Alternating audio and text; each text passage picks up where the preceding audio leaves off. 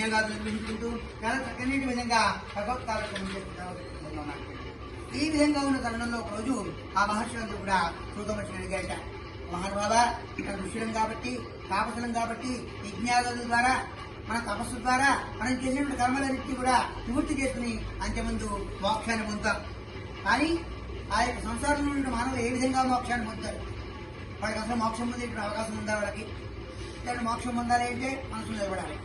మనసు నిలబడాలి అంటే ఈ యొక్క యోగాన్ని యజ్ఞాగాదుల్ని ఈ యొక్క పూజా పురస్కారాలు చేసుకుంటేనే ఆ యొక్క మనసు అనేటువంటి నిలబడుతుంది. అప్పుడే మనకు మోక్షం అనేది సిద్ధిస్తుంది. అంతే తప్పి మోక్షం అనేది అంగట్లో కొనుక్కునే సరుకు. పాలల్లో ఆ యొక్క వెన్న ఎలాగైతే ఉంటుందో అలాగే మోక్షం అనేటువంటి కూడా ఆ విధంగానే ఉంటుంది.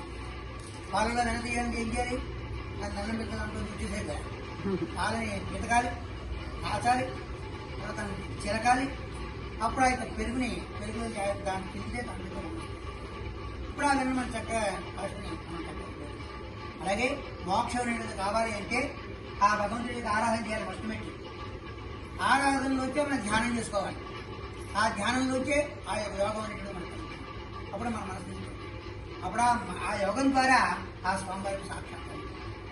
స్వామి సాక్షాత్కారం ఎప్పుడైతే కలిగిందో ఈ ఇహంలోకి రావడం మనం మనసు ఇష్టపడుతుంది.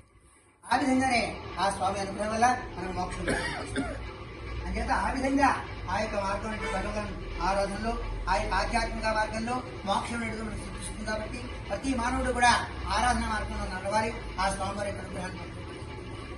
అంచేత ప్రతి మానవుడు మోక్షం పొందాలి అంటే ఈ యొక్క ఏదైనా ఉపాయం ఉందా స్వామి సూక్ష్మంలో మోక్షం అని చెప్పేసి ఆ సూచన